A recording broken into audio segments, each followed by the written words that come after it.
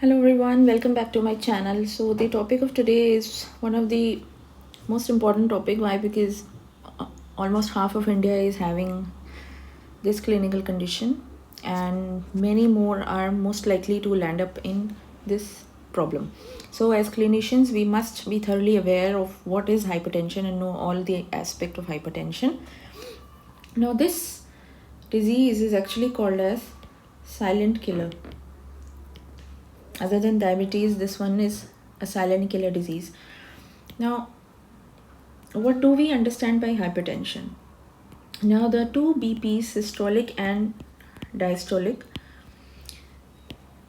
according to the stage, we must be able to find out whether this is a normal BP or whether this is a pre-hypertensive stage or whether this is a stage 1 or this is stage 2.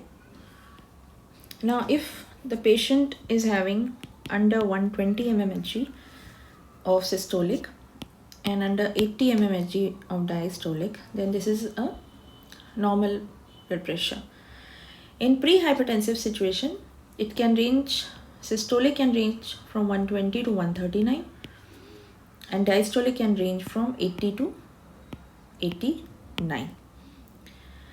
In stage 1 hypertension, the systolic ranges from 140 to 159 and diastolic ranges from 90 to 99 mmHg. And stage 2, the systolic is above 160 mmHg and diastolic is above 100 mmHg. So in general, you can say that more than or equal to 140 by more than or equal to 90 mmHg of BP is where the hypertension is present. Now we always take the higher value. Another common term is white coat hypertension. So this we can see in our OPD. Whenever we are sitting in a clinic, the patient is checked and the BP comes high, but after a while when you keep discussing with the patient and then you recheck the BP, it comes normal.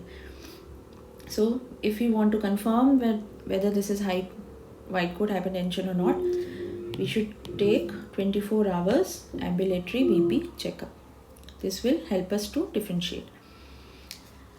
Another term is pseudo hypertension or patient coming with isolated systolic blood pressure raised.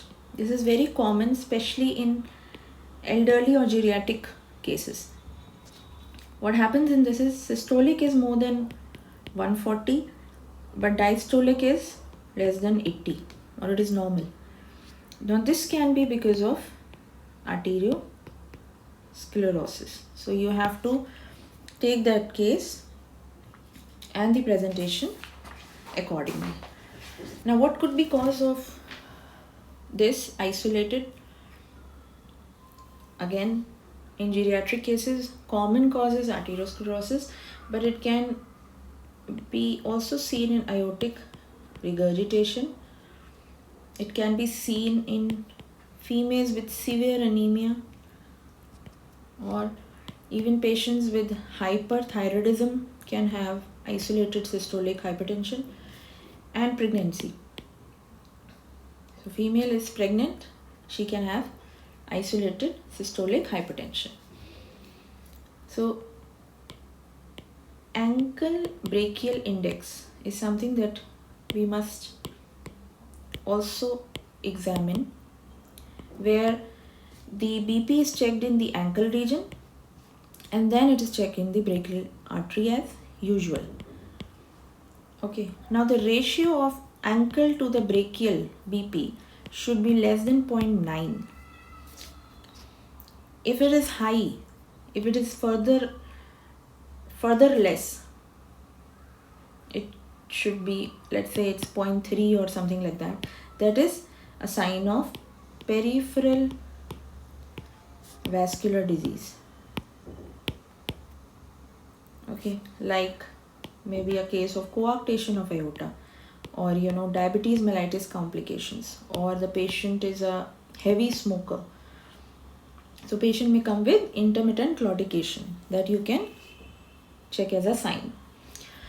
Now for hypertension to be treated, we need to treat the cause. Again, very important. But unfortunately, 95% of the cases coming with primary hypertension are idiopathic. It's difficult to come to the cause. 5% of the cases really have a cause, a pathology. They are secondary hypertension cases. Now when we talk of these causes, let's check the list of these causes. The cause can be renal origin, like chronic renal failure, or polycystic kidney disease, or renal artery stenosis, or any renal tumor can give rise to secondary hypertension. The cause can be endocrine cause. Certain endocrine or hormonal disturbances like pheochromocytoma, Cushing syndrome, acromegaly, hyperthyroidism as well as hypothyroidism or hyperparathyroidism. So in these conditions, secondary hypertension is presented. Of course, drugs, we have to rule out if the patient is taking corticosteroids for long time, or NSAIDs for long-term use, or a patient is having chronic alcohol intake. This can happen. Sometimes patient taking amphetamines. These group of drugs can give rise to secondary hypertension. And then there are certain miscellaneous causes, certain connective tissue disorders, coarctation of aorta, porphyria, Guillain-Barré syndrome, and normally in pregnancy this can come. So these are certain syndromes can also be present. Now, when in our clinical practice, how do we understand it?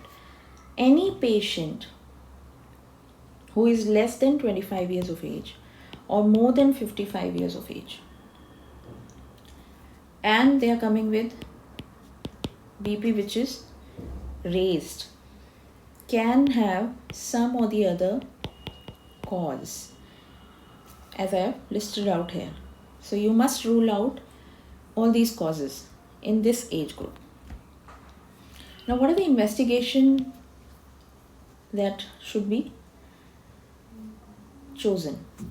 Of course, CBC, urine routine and microscopy. This is also actually called as liquid biopsy because it really helps to rule out many conditions. Of course, fasting blood sugar.